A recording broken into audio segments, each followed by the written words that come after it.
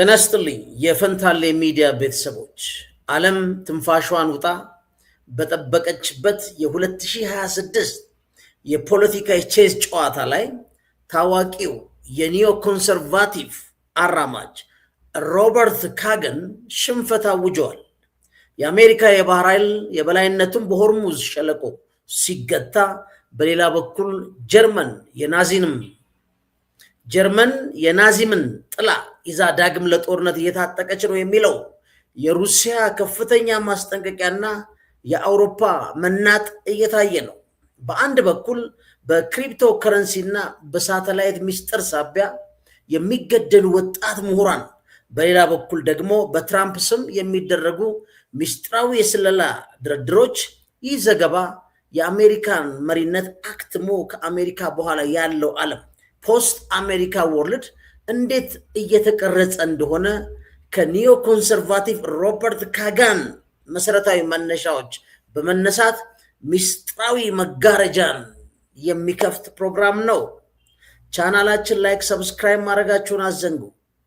ኖቲፊኬሽን እየደረሰን አይደለም እያሉ ነው።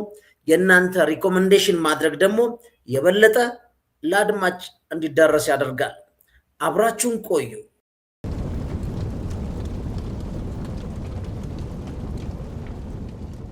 ውድ አድማጮቻችን፣ የሮበርት ካገንን ጽሑፍ ሙሉ ለሙሉ ከመሸፈናችን በፊት ሮበርት ካገንና ቤተሰቡ ማን ናቸው የሚለውን ለአድማጮቼ ላስተዋወቅ። ሮበርት ካገን የአሜሪካ የውጭ ጉዳይ ፖሊሲ በመቅረጽ ረገድ ከፍተኛ ተጽዕኖ ካላቸው ምሁራን አንዱ ነው። በተለይ የአሜሪካ ዓለም አቀፍ የበላይነትና የሊበራል ዲሞክራሲ ስርዓትን በመደገፍ እሱም ቤተሰቡም ይታወቃሉ። አንድ በቅርብ የተናገረው አባባል በአሜሪካ የፖለቲካ ኮሪደር ወሬዎች ውስጥ አናግቷል። ምን አለ? ዓለም የአሜሪካ መሪ ካልሆነችበት ፖስት አሜሪካ ወርልድ ሁኔታ ጋር መላመድ የምታደርገው ጥረት እየፈጠነ ነው።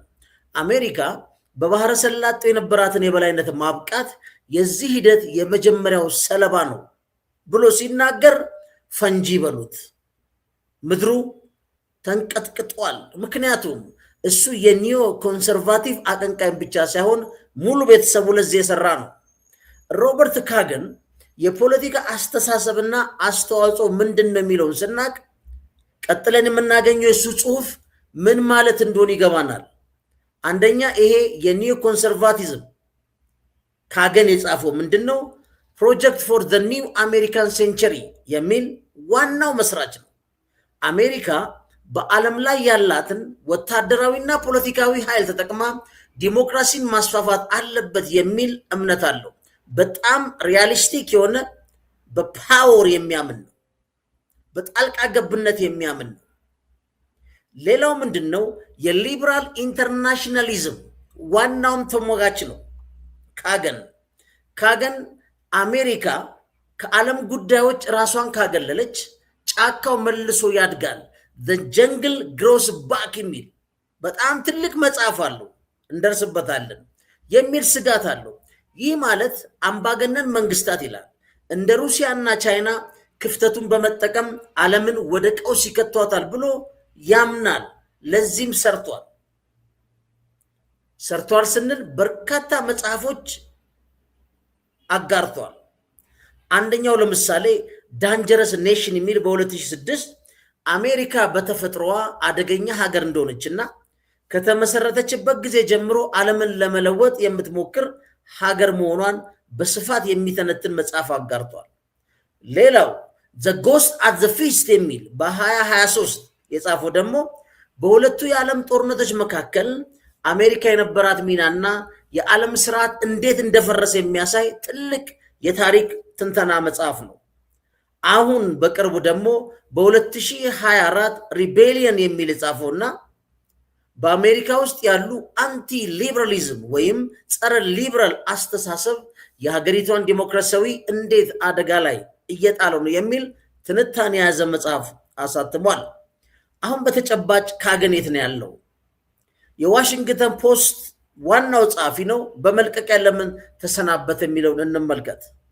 ካገን ለበርካታ ዓመታት በዋሽንግተን ፖስት ጋዜጣ ላይ አምደኛ የነበረ ቢሆንም በ2024 መገባደጃ ላይ ጋዜጣው ለፕሬዝደንታዊ ምርጫ ድጋፍ ባለመግለጹ ወይም ኢንዶርስ በፈቃዱ ስራውን ለቋል። ይሄ የተለመደ ነው። በተለይ ትልልቁ ጋዜጦቹ መጽሔቶች ምን ያደርጋሉ? በኢሌክሽን ላይ ያሉትን መሪዎች ኢንዶርስ ያደርጋሉ። ዋሽንግተን ፖስት ግን ዶናልድ ትራምፕ በመወዳደራቸው ኢንዶርስ አላደርግም ብሎ ነበር። የሚገርመውም ካገን ዶናልድ ትራምፕ አሜሪካን ፈርስት ኤጌን የሚል ፖሊሲያቸው አሜሪካ በየትኛውም ሀገር ፖለቲካ ላይ ጣልቃ አትገባም፣ የሴኪሪቲ በጀቷን በዲስኢንጌጅመንት በመሄድ በማላላት ወደ ቢዝነስ ግንኙነት ትቀይራለች የሚል አዲስ ዓለም አቀፍ እና ሀገር ውስጥ ከፍተኛ ድጋፍ ያለው እንቅስቃሴ በመምራታቸው የሪፐብሊካን ቁጥር 1 ደጋፊ ቢሆንም እሳቸውን ትቶ ግን ለሌሎች ዴሞክራቶች ድጋፉን ሰጥቷል። በተለይ ሂላሪ ክሊንተን ስትወዳደር ለምን ዶናልድ ትራምፕ ጣልቃ አንገባም የሚል ነው። ኢየሱስ ይሄ የኒዮ ኮንሰርቫቲቭ ዋና ቀንቃኝ በመሆኑ በጣልቃ ገብነት ያምናል። ከኢራቅ እስከ አፍጋኒስታን የተሳተፈ ነው። በነገራችን ላይ በኢራን ላይ አሁን ያለው አመለካከት ምንድን ነው? አቋሙ ምንድን ነው? የዛሬም ዝግጅታችን ይሄን ነው። አሜሪካ ውስጥም ድንጋጤ የፈጠረ አርቲክል ነው። አትላንቲክ ላይ የተጻፈ ነው። ምንድን ነው የሚለው? በአትላንቲክ መጽሔት ላይ ቼክሜት ኢን ዘ ኢራን ቼዝ ጌም የሚል የሚገርም ነው። በነገራችን ላይ ርዕሱ ራሱ ቼክሜት ነው። ቼክሜት እናብራራዋለን በኋላ። አብዛኛው እንግዲህ ቼዝ የሚጫወት ሰው ያውቀዋል። በሚለው ጽሁፍ እንግዲህ አሜሪካ በኢራን ጦርነት ስትራቴጂካዊ ሽንፈት እየገጠማት እንደሆነ ሳያሻማ ነው የጻፈው። ግን ፋክተሮቹ ምንድን ናቸው? እሱ እዛ ድምዳሜ ላይ ምን አደረሰው? እሱን ያለን ግን ይላል ምንም እንኳን የአሜሪካ ጦር ከፍተኛ ድብደባ ቢያደርግም ነው የሚለው። አዝኖ ነው። ይሄ ከፍተኛ ዋር ሞንገር ከሚባሉት ሐዋክ ወይም በኋላ አሳያቸዋለሁ። ባለቤቱም የጭልፊት ነው የሚሏት እንደ ሂላሪ አይነት የፎሬን ፖሊሲ የሚከተሉ ጠንካራ ሌዲ ከሚባሉት አንዱ ናቸው። እና ምን እንደሚለው እሱ ምንም እንኳን የአሜሪካ ጦር ከፍተኛ ድብደባ ቢያደርግም የኢራን አገዛዝ አለመውደቁና የሆርሙዝ ሸለቆ በኢራን ቁጥጥር ስር መቆየቱን እንደ ትልቅ ውድቀት ቆጥሮት ነጥቦች አንስቶ ተከራክሯል። እሱን እንደርስበታለን። ግን የእሱ የግል ህይወት ምንድን ነው ለመሰላችሁ? በደንብ እሱን ስናቅ እሱ እየተናገረ ያለው አሻራ ምን እንደሆነ ከምን እንደተነሳ በደንብ እንገነዘባለን። ለምሳሌ የታዋቂው የታሪክ ምሁር ዶናልድ ካገን ልጅ ነው። ይሄ ባለቤቱ ማነች? በፈንታሌ ሚዲያ የማያውቃት የለም። በተደጋጋሚ ስናገር ትሰማላችሁ። የዚህ ሰውዬ ባለቤት ቪክቶሪያ ኑላንድ ትባላለች። ስለዚህ አባቱ ማን ነው? ሚስቱ ምንድነች? እሱ ማን ነው? ለምን እዚህ ድምዳሜ ላይ ደረሰው? የሚሉትን ነገሮች ከስር ነው ማየት። ምክንያቱም አንዳንዴ አስተሳሰብ፣ እውቀት፣ የቤተሰብ አረዳድ ወደ ልጆች እንዴት እንደሚሰርጽና እሱ ብቻ አይደለም የአሜሪካ ፎሬን ፖሊሲ ዋናው ማዕዘን ድንጋይ ሲሆን ትመለከታላችሁ። በአጠቃላይ ሮበርት ካገን አሜሪካ በዓለም መድረክ ላይ ያላት ሚና የምትቀንስ ከሆነ ዓለም አቀፋዊ የዲሞክራሲ ስርዓት ያበቃለታል ብሎ የሚከራከር የቀኝ ዘመም ምሁር ነው። ግን አባቱስ ማን ናቸው? ዶናልድ ካገን ማን ናቸው? በታሪክ ምሁርነታቸው በተለይም በጥንታዊቷ ግሪክ ታሪክ ላይ በነበራቸው ጥልቅ እውቀትና ትንተና ዓለም አቀፍ እውቅና ያተረፉ ምሁር ናቸው። የሮበርት ካገን አባት ሲሆኑ እሳቸውም እንደ ልጃቸው በፖለቲካና በስትራቴጂካዊ አስተሳሰብ ላይ ከፍተኛ ተጽዕኖ ነበራቸው። አባትየው ዶናልድ ካገን የሮበርት አባት የአካዴሚክ ስራቸውና ትምህርታቸውን እንኳን ብንመለከት በታዋቂው የል ዩኒቨርሲቲ ለረጅም ዓመታት የታሪክና ይሄ ክላሲክ የሚባሉ ትምህርቶችን ፕሮፌሰር ሆነው አገልግለዋል። በተለይ በተማሪዎቻቸው ዘንድ እጅግ ተወዳጅ የነበሩ መምህር ናቸው። የእሳቸው ጥንታዊ የግሪክ ታሪክ ትምህርት በዩቲዩብ በኦንላይን መድረኮች በሚሊዮኖች አድማጮች ያገኘ ትልቅ ጫና የፈጠረ ነው። እሳቸው የታሪክ ትንተናቸው ለምሳሌ የዶናልድ ካገን ትልቁ የሥራ ውጤት ተብሎ የሚጠቀሰው የፔሎፖዥን ጦርነት በአቴንስና በስፓርታ መካከል የተደረገ ጦርነት ነው። የጻፏቸው ባለ 4 ጥራዝ መጽሐፎች በአሁኑ ሰዓት እንደ ስታንዳርድ ሪፈረንስ ምሁራን የሚጠቀሙበት ነው። በጦርነት መንስኤዎች፣ በዲፕሎማሲ ስህተቶችና በሀገር መካከል የሚኖር የኃይል ሚዛን ላይ የሰጡት ትንተና ዛሬ ድረስ ለፖለቲካ ሳይንስ ተማሪዎች ዋነኛው መደበኛ ዋቢ መጽሐፍ ነው። የእሳቸው የፖለቲካል አመለካከት ወይም ስትራቴጂክ ቶቱ ምንድን ነው? የአባትየው ካገን ሰላም የሚጠበቀው ይላሉ በጠንካራ ወታደራዊ ዝግጁነት ብቻ ነው ብለው ያምናሉ። ጽኑ እምነታቸው ነው። ጦርነት የሚነሳው አንደኛ ወገን ደካማ ሆኖ ሲታይ ወይም የኃይል ሚዛኑ ሲዛባ እንደሆነ አጥብቀው ይከራከራሉ። ይህ አስተሳሰባቸው በልጃቸው በሮበርት ካገን እና በኒዮ ኮንሰርቫቲቭ የፖለቲካ መስመር ላይ ትልቅ አሻራ አሳርፏል። በተለይ በ20ኛው ክፍለ ዘመን መጨረሻ ላይ አሜሪካ የነበራትን የውጭ ግንኙነት ፖሊሲ በመቅረጽ ረገድ የእሳቸው የታሪክ ትንተናዎች መነሻ ነበሩ። ልብ በሉ፣ ለአሜሪካ የውጭ ግንኙነት ፖሊሲ ለምሳሌ በደንብ የሚታየላቸው ኦን ዘ ኦሪጂን ኦፍ ዋር ኤንድ ዘ ፕሪዘርቬሽን ኦፍ ፒስ የሚል ጦርነት ለምን ይነሳል፣ ሰላምስ እንዴት ይጠበቃል የሚለው ከጥንትና እስከ ዘመናዊ ታሪክ ምዕራፎች ከአንደኛ ሁለተኛ ዓለም ጦርነት በማነጻጸር የጻፏቸው ድንቅ መጽሐፎች ለአሜሪካን ፎሬን ፖሊሲ ዋና በግብዓትነት ከሚጠቀሱት ናቸው። በአጠቃላይ ዶናልድ ካገን ታሪክም ዝም ብለን እንደ ትላንት ድርጊት ብቻ ሳይሆን ለዛሬው ዓለም ፖለቲካና ዲፕሎማሲ እንደ መመሪያና ማስጠንቀቂያ የሚጠቀሙ ምሁር ናቸው። በ2021 በ90 ዓመታቸው ከዚህ ዓለም በሞት ተለይተዋል። የሮበርት ካገን አባት ዶናልድ ካገን። የሚገርመውስ ባለቤቱስ ማነች? እንግዲህ ይህን ቤተሰብ በደንብ ስናቀው የአሜሪካ ፎሬን ፖሊሲ በተለይ የኒዮ ኮንሰርቫቲቭ ፖሊሲዎች ቤተሰብ አዋላጆች ተደርገው የሚወሰዱ ናቸው።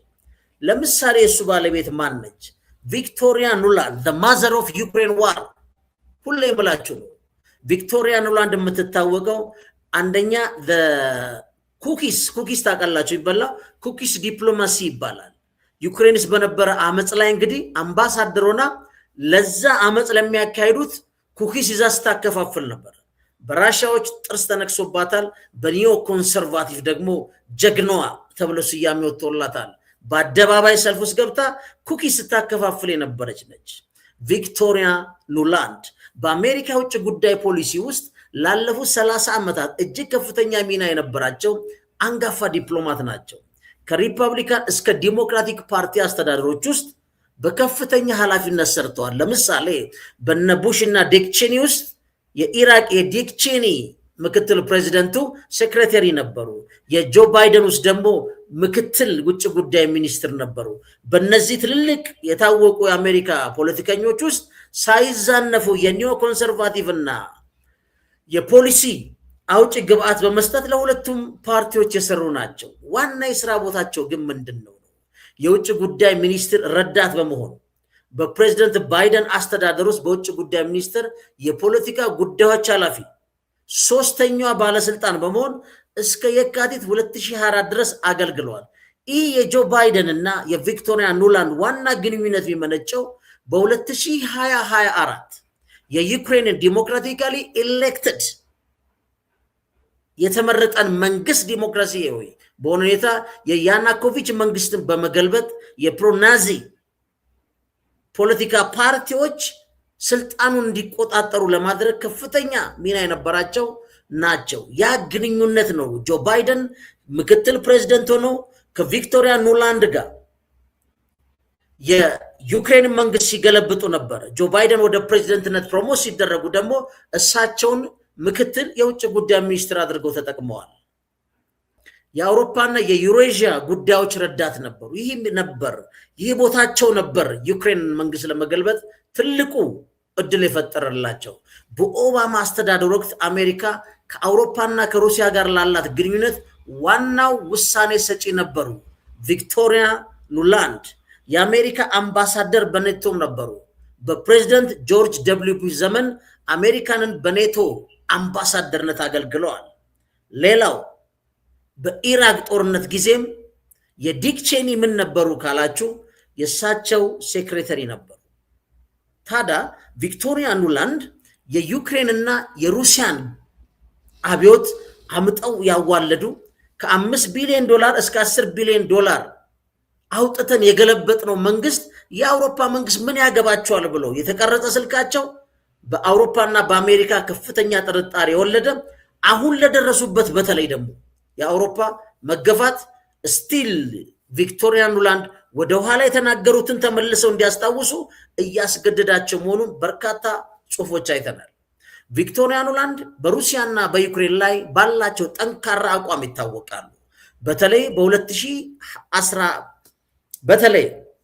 በ2014 የዩክሬን የማይዳን አብዮት ወቅት ለተቃዋሚዎች የሰጡት ግልጽ ድጋፍ በሩሲያ መንግስት ቅድም እንዳልኳችሁ ከፍተኛ ጥላቻ አትርፎባቸዋል።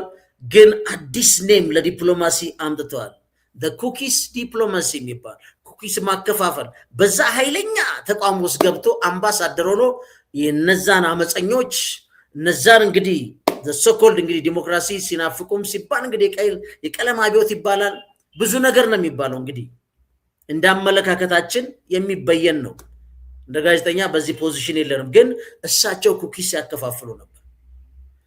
ሩሲያ ዩክሬንን በወረችበት ወቅት ከዛ በኋላ በ2022 እንግዲህ ከ2014 እስከ 2022 እነ አንጌላ መርኬል በከፍተኛ ዲፕሎማሲ ጉዳዩን ይዘው የሚኒስክ አግሪመንት በተባበሩት መንግስታት በሴኩሪቲ ካውንስል የጸደቀውን ሁሉ ቀደው ጥለው በዩክሬንና በሩሲያ መፋጠጡ እንዲቀጥል ካደረጉ በኋላ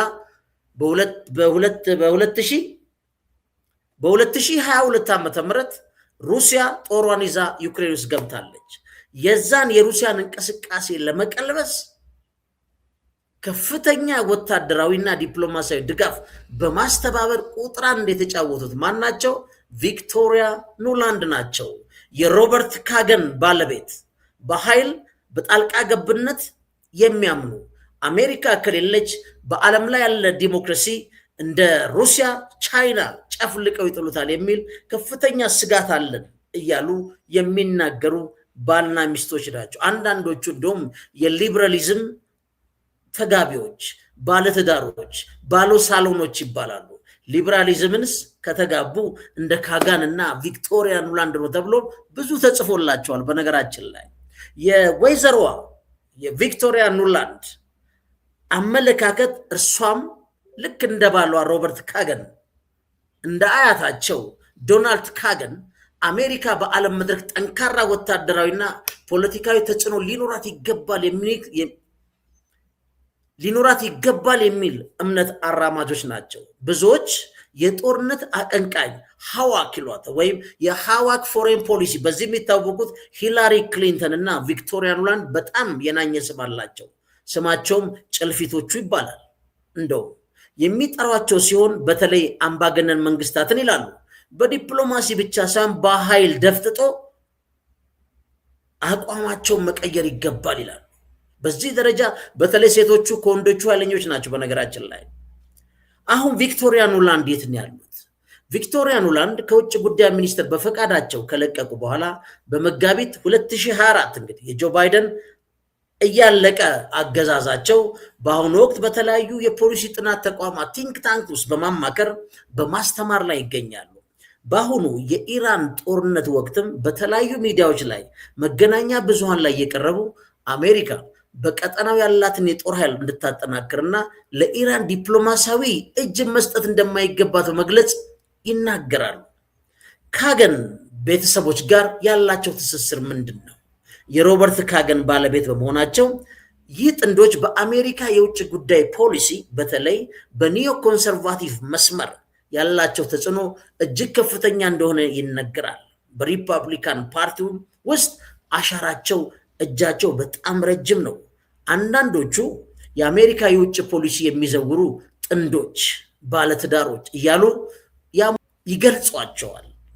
ይህን ያህል ስለዚህ ቤተሰብ ከተናገርን አያት፣ ልጅ፣ ሚስትን ይሄ እንግዲህ ፋሚሊ ውስጥ ያለ በዚህ ደረጃ በኒዮ ኮንሰርቫቲቭ የመጣው ሮበርት ካገን አሜሪካ ተሸንፋለች አለ። እንዴት? አብራችሁኑ ፈንታሌዎች ነን። ቻናላችን ላይክ፣ ሰብስክራይብ ማድረጋችሁን አዘንጉ።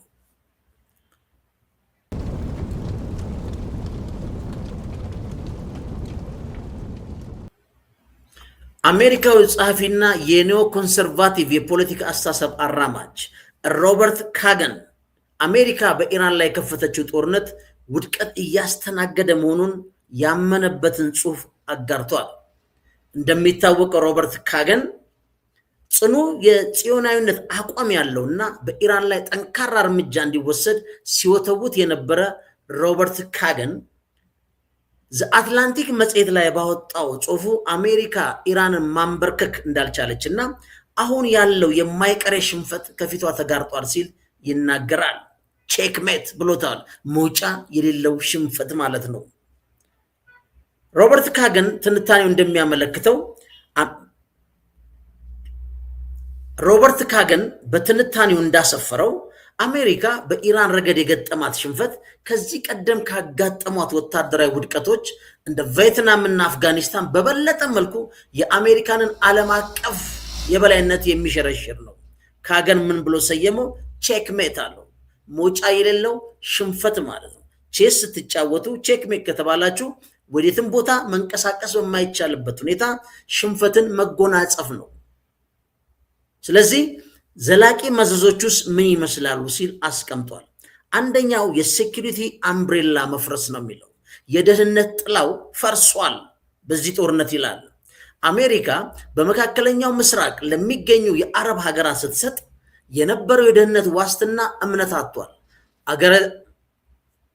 ሀገራቱ አሜሪካ ኢራንን መግታት እንደማትችል ሲረዱ ራሳቸውን ለመጠበቅ ሲሉ ከኢራን ጋር ዲፕሎማሲያዊ ስምምነቶች ለማድረግ ይገደዳሉ። ምልክት አለ። ኳታር ወደ አደራዳሪነት ሚና ተመልሳለች። ይህ የካገን አንዱ ምክንያት ሊሆን ይችላል። ይህ ደግሞ አሜሪካ በቀጠናው የነበራት የፖለቲካ የበላይነት ያበቃለት ጉዳይ ነው። አረቦቹ ወይም የገልፍ ሀገሮች በአሜሪካ የሴኩሪቲ ጥላ ማደር ጉዳይ አብቅቷል። ፈርተዋል፣ አይተማመኑም፣ አማራጭ እያዩ ነው ብሏል። ሌላው ሲናገር ሁለተኛ ያነሳው ነጥብ የስትራቴጂክ የባህር መስመሮች ቁጥጥርን ማጣት። ይሄ እንደ ትልቅ ነገር ነው። ምንድነው? የማሪታይም ፓወር።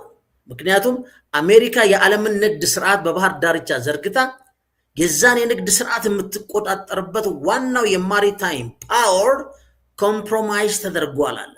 ኢራን የሆርሙዝ ስትሬትን መቆጣጠሯ አሜሪካ በዓለም አቀፍ የንግድና የነዳጅ ፍሰት ላይ የነበራትን ተጽዕኖ ያሳጣታል።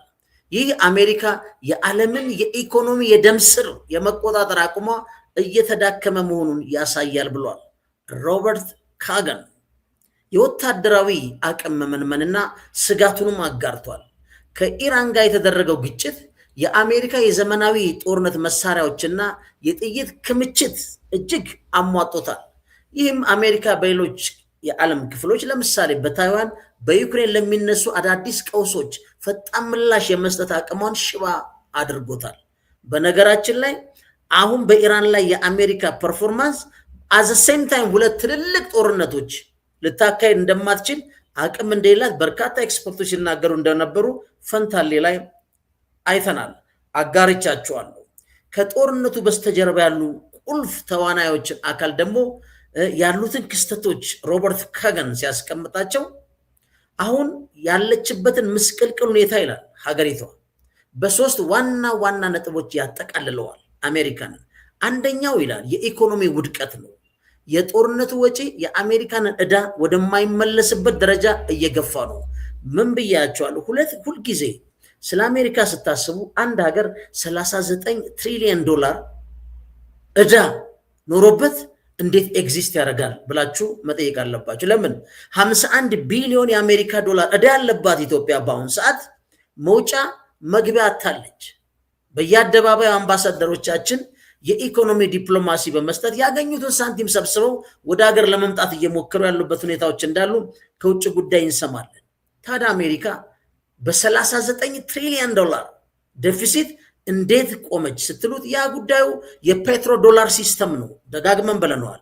የፔትሮ ዶላር ሲስተም የማሪታይም የበላይነት የማስጠበቅ ጉዳዮች ቁልፍ ግንኙነት አላቸው ከዚህ ጋር። የቴክኖሎጂ ህልም መክሰም ይላል ትራምፕ በአሜሪካ በኤአይ ቀዳሚ ለማድረግ የነደፉትን ልብ በሉ። ይሄ ቁልፍ ጉዳይ ነው። የ500 ቢሊዮን ዶላር ስታርት ጌት ፕሮጀክት ለጦርነቱ ቅድሚያ በመስጠት ምክንያቱ አደጋ ላይ ወድቋል። ይህ የት ነበር ሊሰራ የነበረው? ዶናልድ ትራምፕ ከተመረጡ በኋላ ሳውዲ አረቢያና ዩኤኢን ከገቡ በኋላ ዶናልድ ትራምፕ ስልጣን ከጨበጡ በኋላ ሳውዲ አረቢያና ዩኤኢን ጎብኝተዋል። ዩኤኢን በጎበኙ ጊዜ የ500 ቢሊዮን ዶላር ስታርጌት የኤአይ ዳታ ሴንተር እዛ ለመመስረት ከዩኤኢ ጋር ተፈራርመዋል።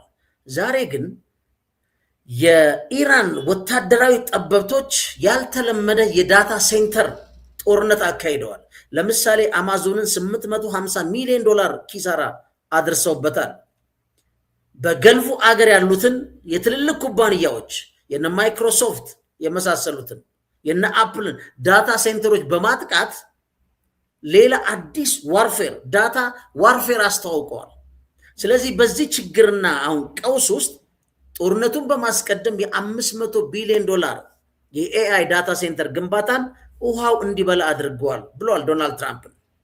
ሌላው ምንድነው? የተቃዋሚዎች ወይም የአሜሪካን ሄጂሞኒክ ፓወር የሚቀናቀኑ ኃይሎች መጠናከር ነው አንዱ ይላል። ቻይና እና ሩሲያ የአሜሪካንን ድካም በመመልከት የራሳቸውን ዓለም አቀፍ ተጽዕኖ እያጠናከሩ ይገኛሉ ይላል። ምንድነው ቅድም ያለው? እዚህ ጋር ልብ በሉ። the jungle grows back ነው አይደለም ያለው ቅድም። አረሞቹ ተመለሰው ይበቅላሉ ነው ያለው። አረሞቹ ያላቸው ማንን ነው? ሩሲያና ቻይናን ነው። በዩኒፖላር ዓለምን ይዘን 80 ዓመት ባስተዳደርነው ዓለም ውስጥ አሁን በተፈጠረው የዶናልድ ትራምፕ ፖለቲካል ሊደርሺፕ ዴፊሲት ኢራን ላይ ያየነው የአሜሪካና የሩሲያን የበላይነት ወደፊት የመምጣት ጉዳይ እያቆጠቆጠ የአሜሪካ ደግሞ ዩኒፖላር ወይም በአንድ ዋልታ አገዛዟ እየከሰመ ባለበት ሁኔታ ውስጥ አረሞቹ ተመልሶ ይበቅላል የሚላቸው ሩሲያና ቻይና ነው። ይህ የኒዮ ኮንሰርቫቲቭ ጸሐፊ ማለት ነው ሮበርት ካጋን። ከአሜሪካ በኋላ ያለው ዓለም ምንድን ነው? ፖስት አሜሪካ ወርልድ እያለ እዛ ድረስ ጽፏል። በነገራችን ላይ አሜሪካ በኢራን የገጠማት ሽንፈት ይላል የግል ተራ ሽንፈት ሳይሆን አለ ዓለም አቀፍ ኃይል ሚዛኑ ከአሜሪካ እጅ እየወጣ መሆኑን የሚያበስር ታሪካዊ ክስተት ነው አለው።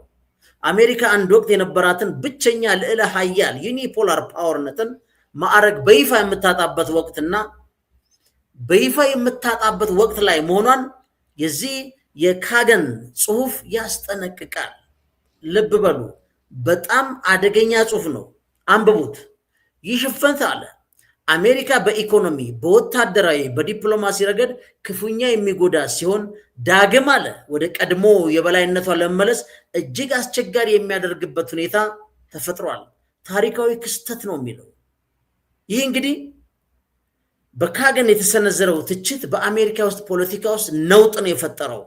እነ ዶናልድ ትራምፕ ባይቀበሉትም በተለይ ፌክ ኒውስ እያሉ በሚያጣጥሏቸው በአብዛኞቹ የሚዲያ ሜንስትሪሞች ላይ አንዱ በሆነው ዋሽንግተን ፖስት ላይ ለረጅም ጊዜ ሲጽፍ የነበረ ቅድም እንዳልኳችሁ የአሜሪካ የኒዮ ኮንሰርቫቲቭ ኒዮ ኮን ሲባል ሰማላችሁ። የዛ አፈጣጠር ፋውንዴሽኑ መሰረቱ ይህ ቤተሰብ ነው ተብሎ ይታመናል። ይሄ ቤተሰብ ነው ፍረስትሬት ያደረገው። ለዛ ነው አባቱንም ባለቤቱንም እሱንም ስናቀው የዚህ የኒዮ ኮንሰርቫቲቭ ጸሐፊው የሮበርት ካገን ዋጋ የሚያነሳ ነው። ለዛም ነው እኔ እዚህ ላይ ያቀረብኩት። ምክንያቱም የዚህ የፖለቲካ አስተሳሰብ አራማጅ ስለሆነ አሜሪካ በኢራን ላይ ከፈተች ጦርነት ውድቀት ነው እያለ ሲናገር በጣም አሜሪካ ውስጥ ኮሪደር የፖለቲካ ኮሪደር ውስጥ ከፍተኛ መነጋገር የሆነ ጉዳይ ነው። በነገራችን ላይ ሲጠቃለል ግን ዶናልድ ትራምፕ ስናጠቃለው ግን ዶናልድ ትራምፕ በፋርስ ባህረ ሰላጤ የገጠማቸው ውድቀትን ባይቀበሉም እንደዚህ አይነታውን ካገንን የመሰሉ የጦርነት ደጋፊዎች እንኳን ውጤቱ ግልጽ የሆነ መምጣቱን እየመሰከሩ ነው። ይህ ሁኔታ አሜሪካ በዓለም አቀፍ ደረጃ ላይ ያላትን የኃይል ሚዛን ወደ ታች እየሳበ መሆኑን ያሳያል። እንግዲህ ጊዜ ሁሉንም ይነግረናል ማለት ነው። ፈንታሌዎች ነን። ቻናላችን ላይክ፣ ሰብስክራይብ ማድረጋችሁን አዘንጉ። አብራችሁ ነው።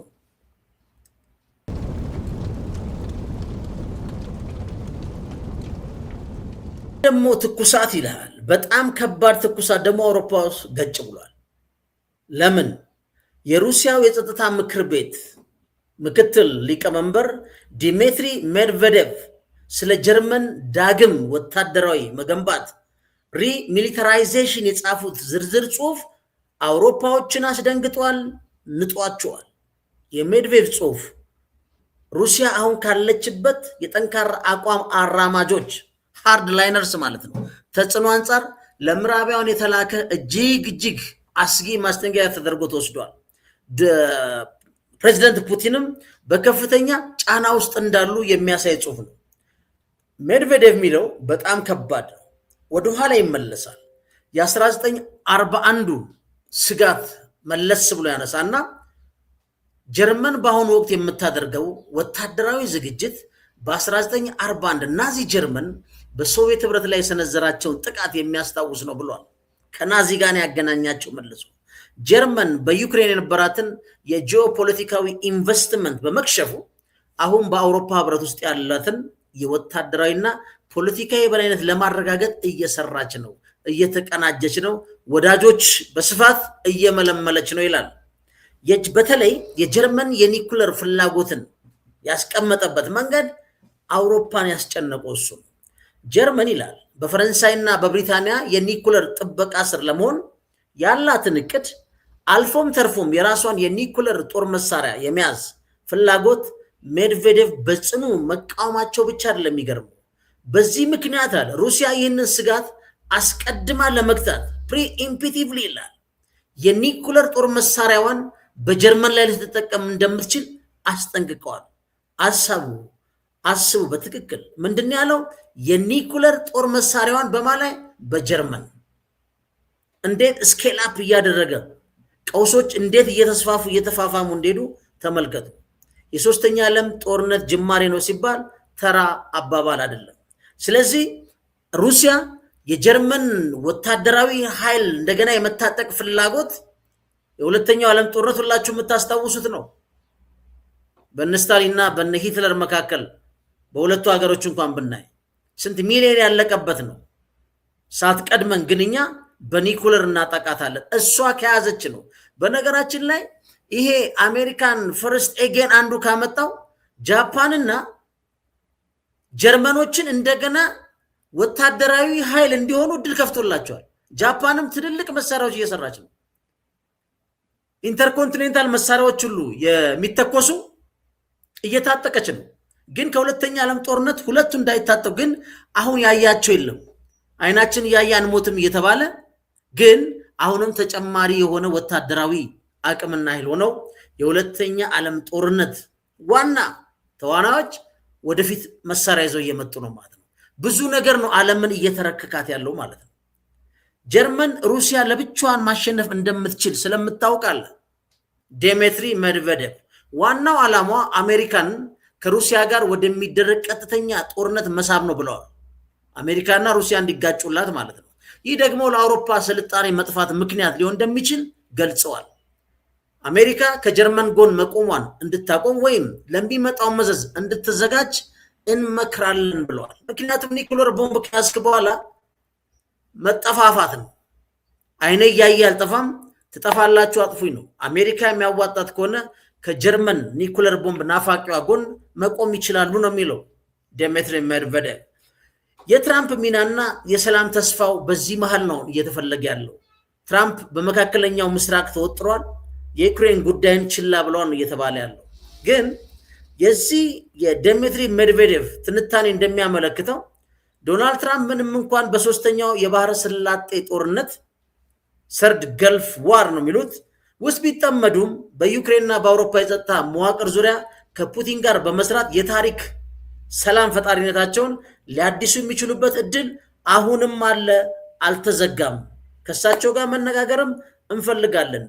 ስለዚህ የዚህ አውዳዊ ፖለቲካዊ አውዳዊ ወይም ሊፈለግ ሊተላለፍ የተፈለገው ነገር ምንድን ነው ካላችሁ የሩሲያ የውስጥ የፖለቲካ ዳይናሚዝሙ መቀየሩ ከዚህ ከሜድቬዴቭ ጽሑፍ የምትረዱት በሩሲያ አመራር ውስጥ የነበሩ መካከለኛ አቋም ሞዴሬተር የሚባሉ ያላቸው ወገኖች ተጽዕኖ እየቀነሰ እንደ ሰርጌይ ካራጎቭ ያሉ አክራሪ ወታደራዊ እርምጃን የሚደግፉ ግለሰቦች ፑቲን ላይ ያላቸውን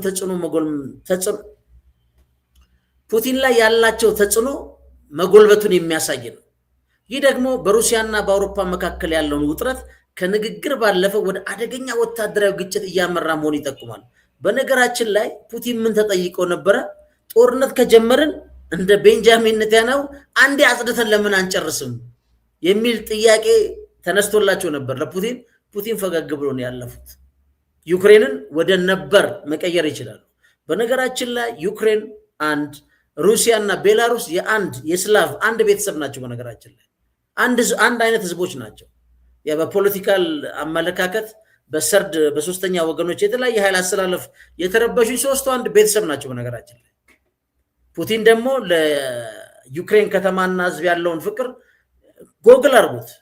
እንደ ፍቅረኛ የጻፈው ደብዳቤ አለ ስለ ዩክሬን ማለት ነው።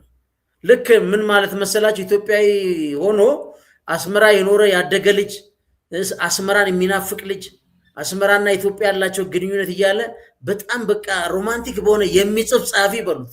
እሳቸው ስለ ዩክሬንና ሞስኮ የጻፉት ጽሁፍ በጣም የሚገርም። ስለዚህ ይሄ ጉዳይ እጅግ በቃ አውሮፓ ውስጥ ፈስ በፈስ አድርጓል ማለት። ጀርመን እንግዲህ ትልቋን ኢኮኖሚ በኒኩለር እንመታለን ሲሉ ሩሲያኖች፣ አውሮፓ ወዴት እየሄደች ቀውሱ ወዴት እየተገላበጠ እንደሆነ ማሳያ ነው ማለት። ፈንታሌዎች ነን። ቻናላችን ላይክ፣ ሰብስክራይብ ማድረጋችሁን አዘንጉ።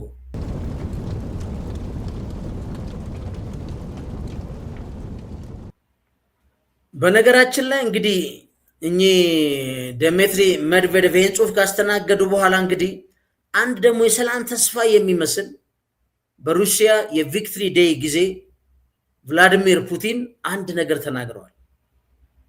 ዓለም አቀፍ የኃይል ሚዛኑ እንደገና ለመቅረጽ የሚያስችል ማለት ስልታዊ ራዕይ ነው፣ ስትራቴጂክ ቪዥን ያቀረበ መሆኑን የህግ ባለሙያዎች አድናቆት የሰጡት ነገር ደግሞ ፑቲን ይዘው መጥተዋል። ዓለም አቀፍ የህግ ባለሙያ የሆኑት ማህሙድ ማህራን እንደገለጹት የፑቲን ንግግር እንደ ኃላፊነት የሚሰማትና ለሰላም እጇን የዘረጋች ሀገር አድርጎ መውሰድ ይቻላል ነው የሚሉት። ለምን ለሚለውም ይሄን ነገር ይናገራሉ። አሁን ኬቭን አስቸጋሪ ሁኔታ ውስጥ መክተት ፑቲን ስለ እስረኞች ልውውጥና ስለ ተኩስ አቁም ተነሳሽነት ያደረጉት ይፋዊ መግለጫ ነው። የዩክሬን መንግስት እጅግ አስቸጋሪ ዲፕሎማሲያዊ ሁኔታ ውስጥ ሊጥለው ይችላል ተናግረዋል።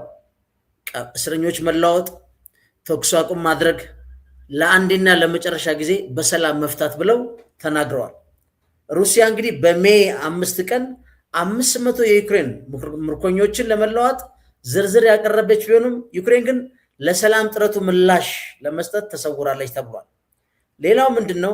ይህ የሩሲያ እርምጃ ሰላምን የሚያደናቅፈው ማን ነው በሚለው የምዕራባውያን ትረካ ላይ ተቃርኖ መፍጠሩ ባለሙያዎች ጠቁመዋል። ዜሌንስኪን አገኘዋለሁ፣ ሳገኘው ግን የመጨረሻ ለረጅም ጊዜ የሚቆይ የሰላም ፊርማ ነው የምንፈራረመው፣ እስረኛም እንቀያየራለን፣ የነበሩትን ነገሮች ወደ ቦታ ለመመለስ እንሞክራለን ብለው መናገራቸውና ይህን አዲስ ትርክት ወደ ሚዲያው ለዛም በቪክትሪ ዴይ መናገራቸው በምዕራቡ ዓለም ሜንስትሪም የሚጠለጠሉት የፑቲን አመለካከትና አሁን ከተናገሩት ጋር ተቃርኖ ፈጥረውባቸዋል። ባለሙያ ምንድን ነው የሚሉት? ዓለም አቀፍ ሕግ ተፋላሚ ወገኖችን ምርኮኞችን ለፖለቲካ ድርድር ከመጠቀም ይልቅ ልውጥ እንዲያደርጉ ያስገድዳቸዋል። ምክንያቱም እስረኛ ይዣለሁ ብለህ ለማስገደድ የፖለቲካ ትርፍ ለማግኘት ሳይሆን እንዲቀያየሩ ታደርጋለህ። ስለዚህ የፕሬዝደንት ፑቲን አነጋገር ተኩስ አቁም እንዲደረግ ከፍተኛ ጫና ያደረጉበት ባለበት አሁን ወቅት እንግዲህ አሁን የዚህ ቁልፍ ምልከታው ምንድን ነው? ትራምፕ በዩክሬን ጉዳይ ላይ ተኩስ አቁም እንዲደረግ ከፍተኛ ጫና እያደረጉ ባለበት ወቅት ነው የመጣው። ፑቲን ሆን ብለው የእስረኞች ልውውጥና የሰላም ጥያቄን በይፋ ማቅረባቸው አሜሪካና ዩክሬን ለሰላም ፈቃደኛ ካልሆኑ ተጠያቂነትን በእነሱ ላይ እንዲወቅ ለማድረግ የታለመ የዲፕሎማሲም ቼዝ ነው ብሎ የሚያምኑ አሉ። ምክንያቱም በጣም በቃ ዲፕ የሆነ አለመተማመን ያላቸው እሳቸው ግን በአደባባይና በዓለም ፊት ምን ብለዋል? ተኩስ ይቁም፣ እስረኛ እንለዋወጥ፣ ለዘላቂ የሆነ ሰላም እንፈራረም። ይሄን ካረጋችሁ እኔ ዜሌንስኪን የትኛውም ከሞስኮም ውጪ አገር አግኝቼ ተፈራርሜ ሰላም ማምጣት ነው ፈልገው ብሏል። ይህ በጣም ከባድ ነው። ግን በዚህ አላበቁ። ሌላው ኢምፖርታንት ተብሎ የተወሰደው ምንድነው? በጀርመን የፖለቲካ ክበቦች ውስጥ ወይም ኮሪደር ነው የሚሉት እነሱ አዲስ አነጋጋሪ ዲፕሎማሲያዊ እንቅስቃሴ መጀመሩንም የሚያመለክት ነገር አለ። በነገራችን ላይ አሁን የጀርመን ጋዜጣ ነው የታወቀው። የጀርመን ጋዜጣ ነው፣ ደር ስፒግል ነው እንግዲህ አነባበቡ ልክ ካልሆንክ ይሄ ጋዜጣ እንደዘገበው የጀርመን ገዢው ጥምር መንግስት ፕሬዚደንት ፍራንክ ዋልተር ስታይንመር እና የቀድሞ ቻንስለር ጌራርድ ሽሩደር በጋራ በመሆን በሩሲያና በዩክሬን መካከል አደራዳሪ እንዲሆኑ እቅድ ቀርቧል ነው። ይሄ በጣም በጣም ፖዚቲቭ የሆነ እርምጃ ነው። የዚህ ሐሳብ መነሻው የሩሲያው ፕሬዝዳንት ቭላዲሚር ፑቲን በሞስኮ የድል ቀን ሰልፍ ላይ የሰጡት አስተያየት ነው። የፑቲን ከአውሮፓ ፖለቲከኞች መካከል ከጌራርድ ሽሩደር ጋር መነጋገር እንደሚመርጡ በግልጽ ነው የተናገሩት። በነገራችን ላይ ሽሩደር ከፑቲን ጋር የቆየ የቅርብ ወዳጅነት ያላቸውና በሩሲያ የነዳጅ ኩባንያ ውስጥም ሲሰሩ የቆዩ በመሆናቸው በሩሲያ መንግስት ከፍተኛ ተአማኒነት አላቸው። አንጌላ መርከልም እንደዛ ነው። በነገራችን ላይ ሌላው ምንድነው የነዚህ ሁለቱ ጥምረት ማለት ነው ምንድነው ሽሩደር ስታይንመር በሚል ነው ጥምረት እየተባለ ያለው። ጀርመን ብቻዋን አደራዳሪ ለማድረግ ያልፈለገችበት ምክንያት ሽሩደር ከሩሲያ ጋር ያላቸውን ጥግንኙነት በምዕራባውያን ዘንድ ጥርጣሬ ስለሚፈጥር ነው። አሁን ፑቲን እንደዚህ ይበሉ እንጂ ጀርመኖች አሁን ፍራቻ አላቸው። የሽሩደርና የስታይንመርን ጥምረት ተይዘው ድርድሩን በብቸኝነት ለመውሰድ ከተንቀሳቀስን በምዕራባውያን ዘንድ ጥርጣሬ ይፈጠርብናል የሚል ስጋት አለባቸው ጀርመኖች። ፑቲን ግን በይፋ ተናግረዋል። ፍራንክ ዋልተር ስታይንመር የአሁኑ የጀርመን ፕሬዝዳንት እንደመሆናቸው ለድርድሩ ይፋዊና መንግስታዊ እውቅና ይሰጣሉ። ምክንያቱም ከረንት ፕሬዝዳንት ናቸው። ስታይንመር ቀደም ሲል የስታይንመር ፎርሙላ የተባለውን የሰላም ሐሳብ ለዶንባስ ያቀረቡ በመሆናቸው በጉዳዩ ላይ ልምድ አላቸው። ሽሩደር ከፑቲን ጋር ቀጥተኛ መስመር በመሆን ሽሩደር ደግሞ በበኩላቸው ምንድነው ከፑቲን ጋር ቀጥተኛ መስመር ለመክፈት ማይቸገሩ ሰው ናቸው። ስለዚህ በእነዚህ ሁለት ሰዎች ጥምረት የሚመጣ ሰላም አለ ተብሎ እየተናፈቀ ነው በፑቲንና በዩክሬን መካከል ማለት ነው። በርሊን ይህንን ጥምረት የምታስበው በጀርመን ስም ብቻ ሳይሆን በመላው አውሮፓ ስም እንደ መካከለኛ አደራዳሪ ለመንቀሳቀስ ነው። ይህ እርምጃ ጀርመን በአውሮፓ ያላትን ወታደራዊ ግንባታ ከዲፕሎማሲያዊ ጥረት ጋር በማጣመር በቀጠናው ያላትን የበላይነት ለማጠናከር የምታደርገው ጥረት አካል ተደርጎ ሊወሰድ ይችላል የሚሉ አሉ። ይሄ ትንታኔ ነው። ሰላም ከመጣ ለሷ ሪሚሊታራይዜሽን ውስጥ የሚያስገባት ጉዳይ የለም። አሁን አብዛኞቹ በግሎባል ኤሊቶች ጫና ሩሲያን ከፍተኛ የአውሮፓ ስጋት አድርገው የመውሰድ የመመልከት ጉዳይ አለ። ግን ይህ እቅድ ተግባራዊ ከመሆኑ በፊት እንግዲህ በርካታ መሰናክሎች እንደሚገጥሙት ይታወቃል። ስልታዊ ተግዳሮቶች ማለት ነው። ዩክሬን በሽሩደር ላይ ያላት እምነት ዝቅተኛ ነው፣ ምክንያቱም ለፑቲን ቅርብ ነው በሚል ሽሩደር እንደ ሩሲያ ወኪል ስለምትቆጥራቸው የእሳቸውን አደራዳሪነት በኪየቭ ተቀባይነት ላይኖረው ይችላል። የአሜሪካና የትራምፕ ተጽዕኖም ቀላል አይደለም። ዶናልድ ትራምፕ በዩክሬን ጉዳይ የራሳቸው የተኩስ አቁም ሀሳብ እያቀረቡ ባለበት ወቅት ጀርመን በመሃል ሰንጥቃ ገብታ ራሷን ችላ የምታደርገው ድርድር ከዋሽንግተን ጋር ግጭት ሊፈጥር ይችላል።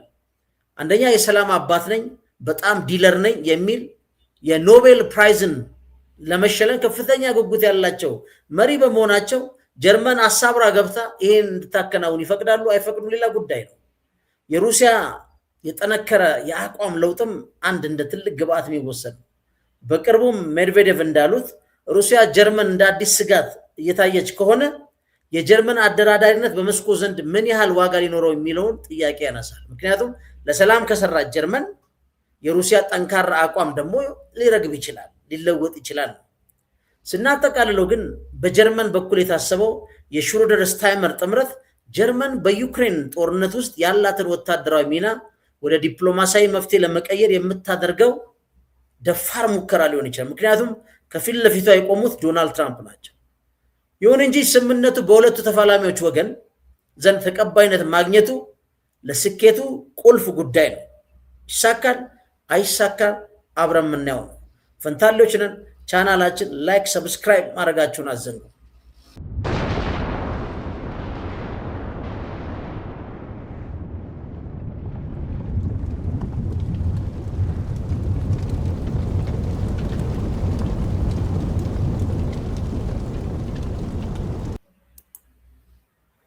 ይህ ደግሞ በጣም አሳዛኝ ግን ፖለቲካ እስከምን ድረስ አደገኛ እንደሆነ ግንዛቤ የሚያሳይ ስለሆነ ያቀረቡት። ኢራን እንግዲህ በሀገሯ ውስጥ ያለውን የደህንነት ቁጥጥር ምን ያህል እንዳጠናከረችና በከፍተኛ የቴክኖሎጂ ባለሙያዎች ላይ ያላትን ጥርጣሬ የሚያሳይ ዜና ነው። የ29 ዓመቱ ኤርፋን ሻኩር ዛይድ መገደል በኢራን የጠፈር ምርምርና በደህንነት መዋቅር ውስጥ ትልቅ ድንጋጤ ፈጥሯል። ሰቅለውታል። ይህ ልጅ የ29 ዓመት ልጅ ነው። የከፍተኛ ባለሙያዎች እንግዲህ ስደት ስጋት አለባት የሚባልበት ኢራን በእንደዚህ መልኩ ሰቅለዋለች። ኤፍራን በኢራን ሳይንስና ቴክኖሎጂ ዩኒቨርሲቲ የኤሮስፔስ ምህንድስና ተመራማሪ ነው። በሳተላይት ፕሮጀክት ላይ ይሰማራል። ኢራን እጅግ አስፈላጊ የምትላቸው የሰው ኃይሎች አንዱ ነው።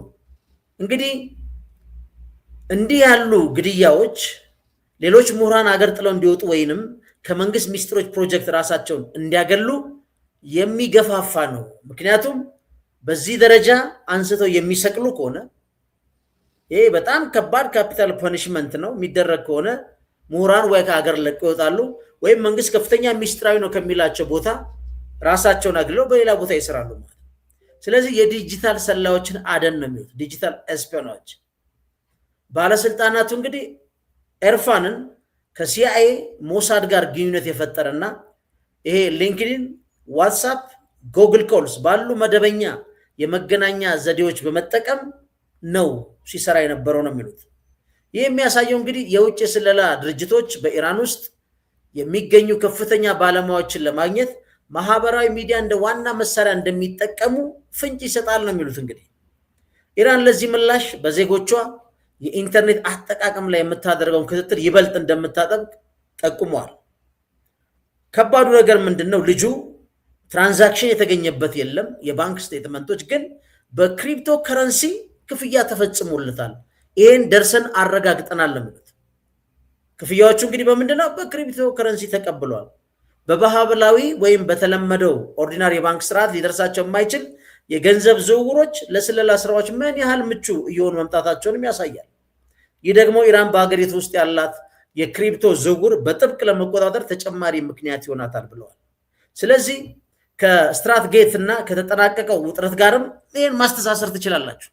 አሜሪካ በኤአይ እና በሳተላይት ቴክኖሎጂ በስታርጌት ፕሮጀክት የበላይነት ለመጠበቅ በምትጥርበት በዚህ ወቅት ኢራን መሰል መረጃዎች እንዳይወጡ የምትወስደው እርምጃ የቴክኖሎጂውን ጦርነት ምን ያህል መራራ እንደሚያደርገው እነ ፓላንቲር አሁን ከፍተኛ ስራዎች ነው እየሰሩ ያሉት። ከፍተኛ የሰብአዊም የቁስም ውድመት ያለው በአሁን ሰዓት በዓለም ላይ እሱን የሚያህል ሶፍትዌር የለም። ኤአይ ሞዴል ነው እሱ፣ በጣም የማቀናበሪያ ማሽኑ ነው። ስለዚህ ይሄ ልጅ የ29 ዓመት ልጅ ነው። ኤርፋንን አሳልፎ ሰጥቷል የተባለው እንግዲህ ይህ በሞት የቀጡት ልጅ ኤርፋን አሳልፎ ሰጥቷል የተባለው መረጃዎች የሳተላይት መረጃዎችና የባለሙያዎች ዝርዝር ፐርሰናል ዳታ ለኢራን ጠላቶች ኢራን የደረሰችበትን የቴክኖሎጂ ደረጃ ለማወቅና ሌሎች ባለሙያዎችን ኢላማ ለማድረግ ትልቅ ግብዓት ሆኗል ነው የሚሉት። ስለዚህ በኢራን ወታደራዊ የዲጂታል ቴክኖሎጂ ውስጥ ያለ ስም ዝርዝር ተገኝቷል ሰጥቷል ከተባለ እንግዲህ እየተለቀሙ በፓላንቲር የሚገደሉት ሰዎች ጠቀሜታቸው ደረጃቸውን እንግዲህ አሳልፎ ከሰጡት አንዱ ነው ተብሎ የተጠረጠረ ነው። ስለዚህ በጣም ከባድ ነው። ስናጠቃልለው ግን ኢራን ለብሔራዊ ደህንነት ስትል ምንም አይነት ርህራሄ እንደማታሳይ ለውስጥ ባለሙያዎች የሰጠችው ማስጠንቀቂያ ተደርጎ ቢወሰድም ባለሙያዎቹ አገር ለመካድ ሳይሆን አገር ጥሎ መሄድ አንድ ወይም ከከፍተኛ ኃላፊነት ራሳቸው ማግለል ሊመርጡ ይችላሉ ተብሏል። በሌላ በኩል ግን አሜሪካና እስራኤል የኢራን የውስጥ ሚስጥሮች ለመበርበር የሳይንስ ማህበረሰቡን እስከምን ድረስ ሰርገው ገብተው እንደሚጠቀሙ ግን ማሳያ ነው ብለዋል። በዚህ በጸጥታ ባለሙያዎች ዘንድ የተሰጠ አስተያየት ነው። ፈንታሌዎችንን ቻናላችን ላይክ ሰብስክራይብ ማድረጋችሁን አትዘንጉ። ፈንታሌዎችንን ቻናላችን ላይክ ሰብስክራይብ ማድረጋችሁን አትዘንጉ። ቻው